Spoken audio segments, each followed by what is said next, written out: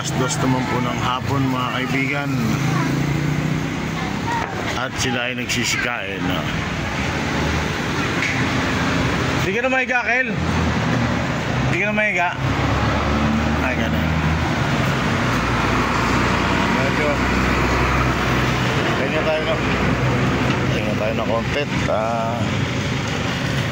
2 o'clock na po.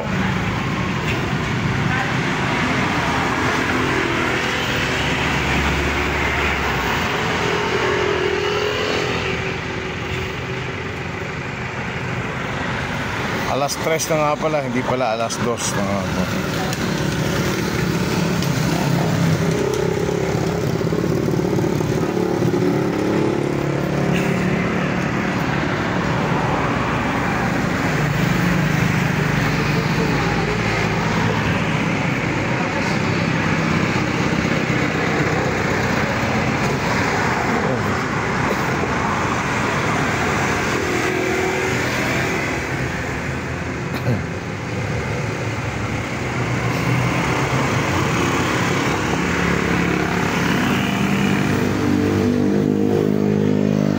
Facing the light, mahina ang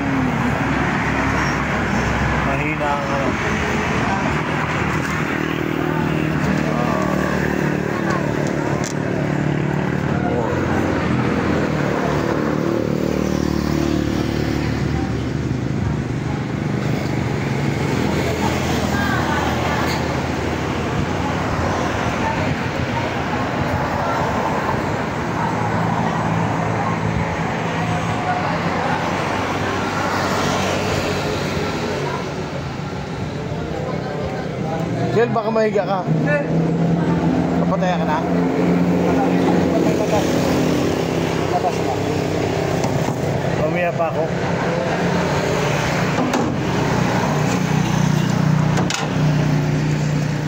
Walang laman.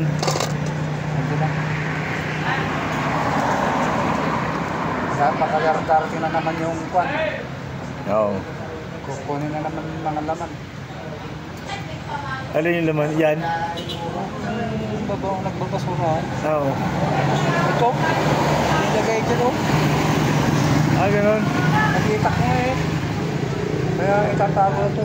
Tatago ito.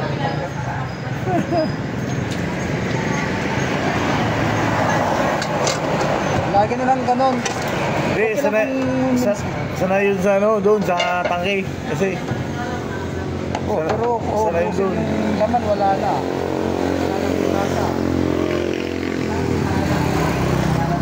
Doon kasi sa tangke, open.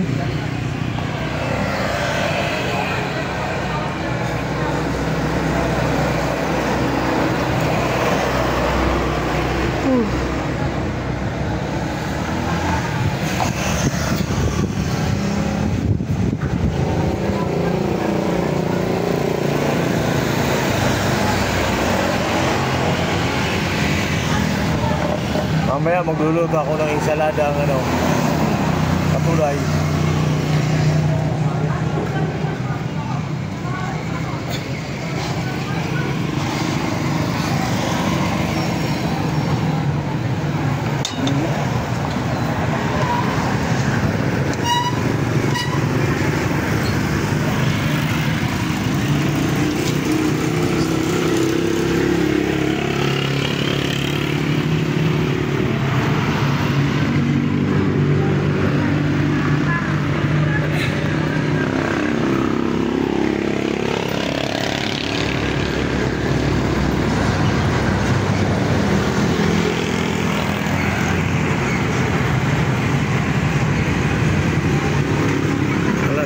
Ng hapon mga kaibigan, kaya nag-aantay tayo ng ating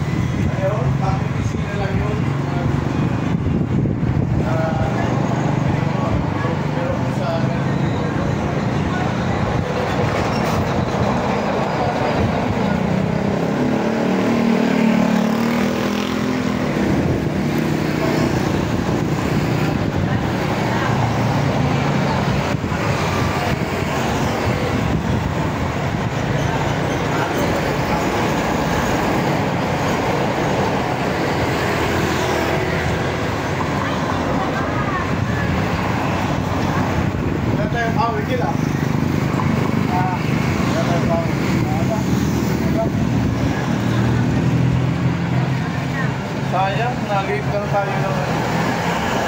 Yung sinabi sa akin ni Kabayan, yung kontraktor din sa Suway, mga kabayan, pwede bang tambakan ko rito ng kahoy susunod? Oo naman.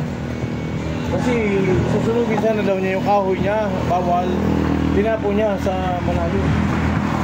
Isang bahay daw yung giniba niya eh. Sayang ano, kontraktor yun eh. Next time. Manghahagilap ako ng mga binibentang kahoy. Dapat kita nyo, sumunod eh. Ha? Kawa, ang dahil na. Yung kahoy na patay na, di ba nakakadisgrasa yun pag dumadaan mga sasakyan. Pinapopoto, pero hindi basta-basta tutulin daw. Kailangan magpag-usap ka sa... Dinar. Oo, parang gano'n. Kahit ka na. Ito talaga pag babagsak yun, ang daming nadisgrasa. Ay, tutuloy na. Oo, dapat tutulan talaga yun. Kalokohan na yun. Oo, kalokohan pag sining... Bakit kung magpatay ng kahoy, wala nang pakilaman din na doon? Oo, Wala yun. patay na eh. Hintayin mo pa bang may madisgrasya bago mo aksyonan? Kalokohan yun. Oo. Ang bawal magputol, sariwa kahoy na buhay. Pero pag yung nabulok na, kalokohan yun. Oo, Kalokohan yun. Babagsakan ka na. kahit ka pa-official, pag yung rason na yun, parang hindi ako... Ano yun? Hindi ako naman. Isa lang ko ng data. Sasabi ko, huwag niyo po putulin. Hindi Hindi ako sabi ko, putulin na. Si BF nga nun, dinimanda ng ano eh, ng DNR eh. Kasi sa bayan ng Manila nung araw, Kel, sa gitna may mga tinanim na puno. Pinagpuputol ni BF kasi ano eh, disgrasya. Makakadisgrasya. Tapos sa gabal kasi palalakihin, dinimanda siya. Lumaban siya. Sabi niya ang forest registration sa bundok, hindi sa bayan. Kalukuhan yan. Laban ako sa kaso. Hindi siya na ano. Kasi nasa gitna na ba yun, makakadiskwedo eh, makakadistract sa mga sasakyan. Ay kung bumagsak kayo sa bus, bumagsak sa sasakyan mo, oh, panalo siya nun. Kasi maraming diskarte nun sa mga kontraktor. Tinataniman ng puno eh. Mali eh.